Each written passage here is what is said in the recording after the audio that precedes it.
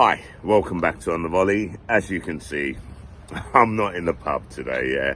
I think I need to go on a little bit of a detox, yeah. So, having a few days off, at least until Thursday when my boy Lingo comes down. We're going to have a day, playing golf, or at least I'm going to attempt to play golf, and have a night out that night. So, I'm at home just relaxing at the moment.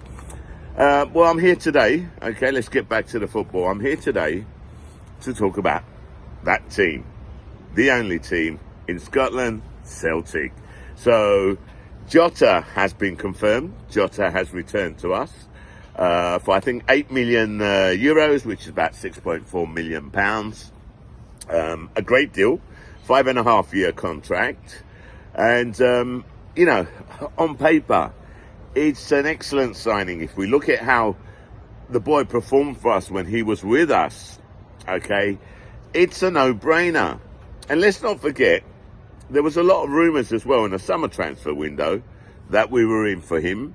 But there was a lot of question marks, okay, over his wages, so on and so forth. Because we sold him to, I can't even remember the name of the team in Saudi Arabia, okay, where he was earning like, 300 grand a week or something like that. I can't even remember. I did say it on one of my old videos, one of my old posts. So he ends up going to Rennes. Now my question is this: how can a player of his caliber, okay, especially, we saw his caliber, we saw his performances, how could he not make it into the Saudi Arabian team?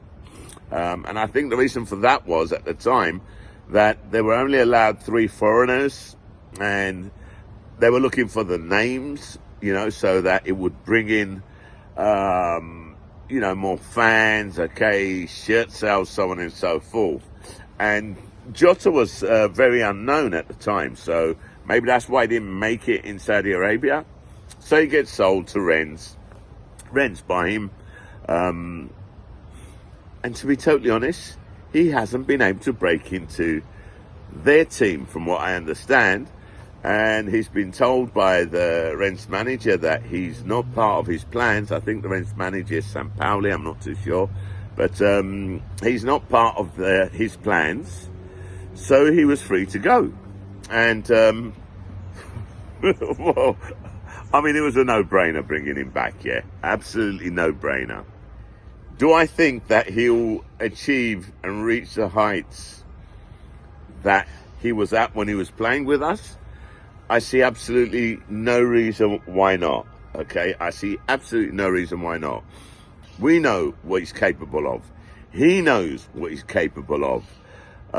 We've signed him on a 5.5-year contract. I think Jota's 25, yeah? So it makes sense. It's a long contract. Football's a strange game, though. Football's a strange game. Jota may come back, okay, in his first season with us, okay. I'm not talking full season, I'm talking this half season. He may end up scoring like 20 goals, and next season score about 30, 40 goals. He has that much potential. And if that was to be the case, then there would be people knocking on the door wanting to buy him. And that would obviously make another massive profit for Celtic, okay? Because buying him back at 8 million after selling him for, 26 million. And then you got him on a 5.5-year contract. A year down the line, 2 years down the line, where he'll only be 27, you sell him for like 30 million, you've made yourself another 12. So, that would be good business. So it makes sense getting a player like that of his caliber on a 5.5-year contract. So I understand the thinking behind that, absolutely, 100%. The other thing that's been confirmed is Kyogo has signed and he's gone. Yeah, so he's gone to Rennes for 10 million euros, and that's a loss. That is definitely a loss, but you could say balances itself out, yeah? Now, Jota's a winger. So my question is now, okay, right, what are we going to do to replace Kyogo? All right, we got Adam Ida.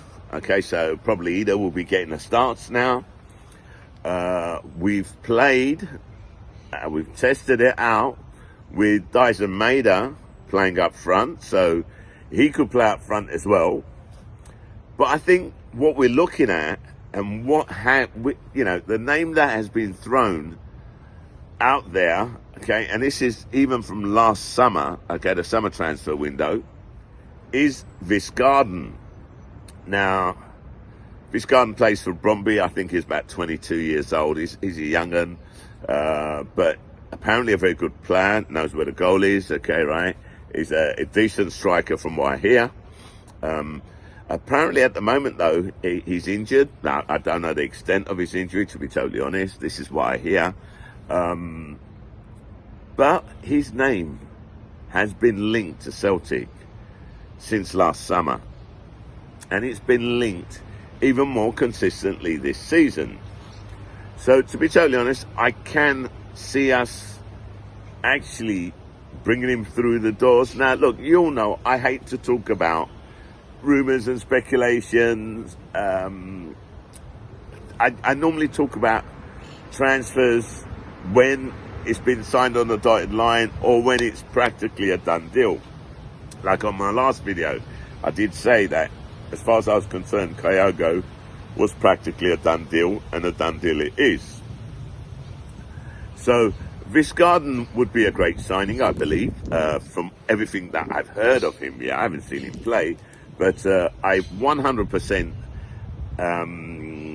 trust our recruitment team because they haven't let us down yet, to be totally honest.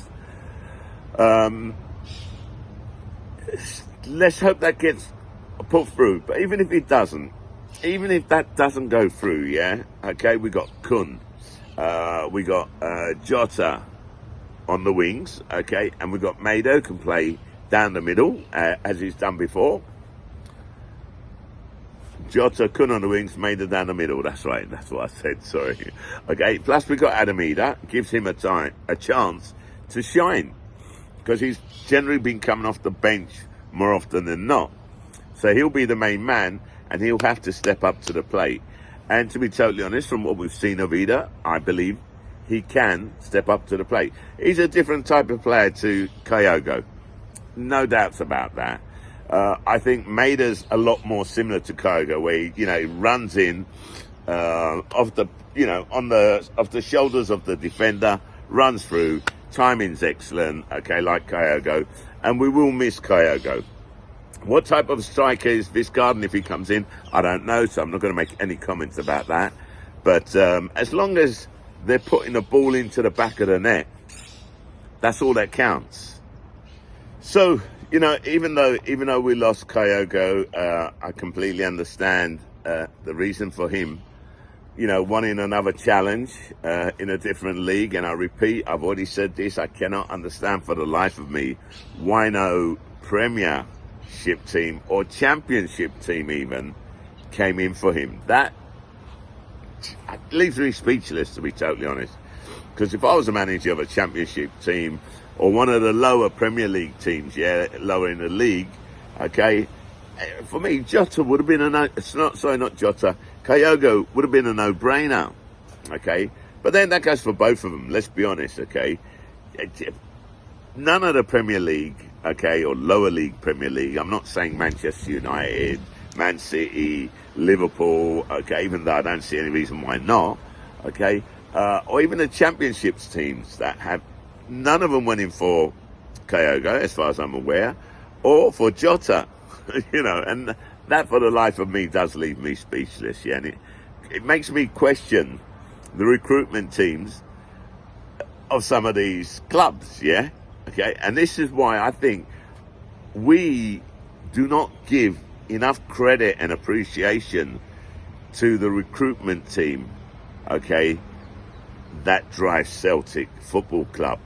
I think they're very underrated, or they're not rated at all. And, we have to take that into account. These people, they need to be given a round of applause, yeah, because their recruitment is absolutely fantastic. And if you look at the amount that we spend on players, And, you know, the output that we get from the players, okay, I mean, you know, I can't see any other team that does something like that. The last person that reminds me of Celtic, okay, and the recruitment that we do is Arsene Wenger when he was at Arsenal, him and his recruitment team. He done the same thing. He'd take players which, for the life of me, I can't understand why they weren't doing it for their clubs. Thierry Henry, Dennis Bergkamp, okay, he brought in Perez, Lundberg, you know, and he paid practically nothing for these players. And they always made a profit. Same philosophy. I don't think we copied anything. I just think that's the way that it's in there. It's, you know, it's part of the Celtic DNA. Always has been. I don't know, maybe Arsene Wenger copied from Celtic. I don't know. If I ever meet him, I'll ask him. Do you know what I mean? So I'm pretty okay, confident that Jota will come in and do a job. I'm pretty sure that Ida or Dyson Maeda will step up to the plate and bang those goals in. I want to see Visgarden in, okay? Hopefully we'll bring him in. But then we've got another name that we've been linked with, again, since last summer, and that is Kieran Tierney. Now, the question is Kieran coming, yes or no? To be totally honest, you know, again, rumour has it that he's going to come. Rumour has it that, you know, Celtic are in negotiations. I believe they're in negotiations to get him on loan.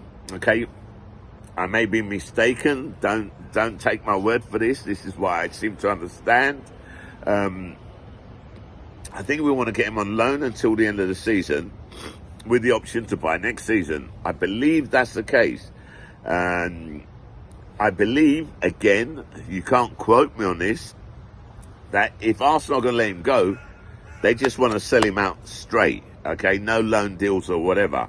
So, I mean, I don't know. I mean, there's lots of rumours, lots of speculations going on. We know about Kieran Tierney's injury record, but we also know about his ability. I mean, he's an excellent player, okay? He's great in defence and he's great going forward as well. And he whips some serious balls in. It would be great to have Tierney back in the Celtic team if he can keep fit, if he can avoid injuries. Because if he does come back and, you know, he's half out of the team for half the season injured, you know, that may be the only negative that we can look to, you know. That said, okay, I'm completely in agreement with getting Tierney back in. And, you know, if we can get him back in on loan until the end of the season, even better, okay, because at least that way it gives us time to assess him over a longer period, if you like, okay, you know, playing and just seeing how he deals with the physical side of the Scottish League, and whether or not, you know, he's still injury prone, or whether or not he can keep himself free from injury. So that for me, as far as I'm concerned, would be the best deal that we get. Okay, it's the right way to go. And like I said, I believe that is what Celtic are looking for. I mean, it's a smart move. It's the obvious move, yeah. But then if we are given a ultimatum, well, if you want Kieran Tierney, you have to buy him, no loan deals, then take the gamble, okay? Buy him, because we know what he's made of. We know about his quality. We know his caliber. We know how good he is.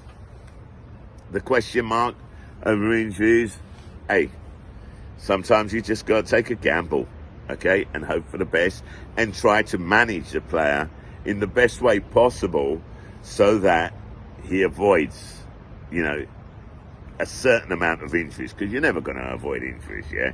It's not with football nowadays, you know what I'm saying?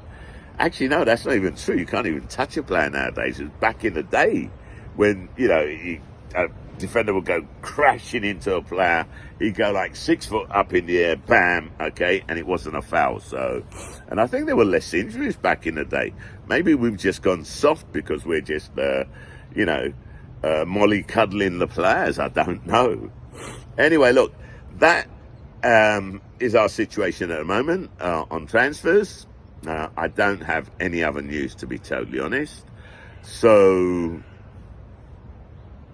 it's a shame to lose Kyogo, but welcome back Jota. Let's hope Jota, okay, brings his form that we're used to, and even an improvement on it. And I think Jota has a lot to prove. I think Jota has a lot to prove to, you know, the Saudi Arabians, Rennes, saying, well, listen, this is what you missed out on. This is my capabilities. You didn't trust me enough, yeah? Your loss. That's what I want from you, Jota. Anyway, listen, that's it from me, yeah? Misha, I'm out.